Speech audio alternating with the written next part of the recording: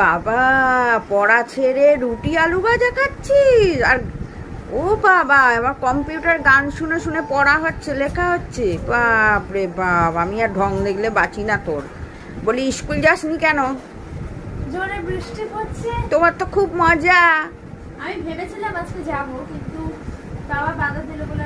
বাপ রে বাপ, রুটি খাওয়ার কি মজা। রুটি তো খাস না, ভাত খাস টিফিনে, আজকে রুটি খাচ্ছিস। আজকে ইচ্ছা হলো। বাবা, ইচ্ছে পূরণ হলো তোর। রে সারাদিন বৃষ্টি চলছে, দেখতেই পাচ্ছ তোমরা। আজকে ভেবেছিলাম একটু চালে ডালে খাবো, কিন্তু খাওয়া হচ্ছে না কই।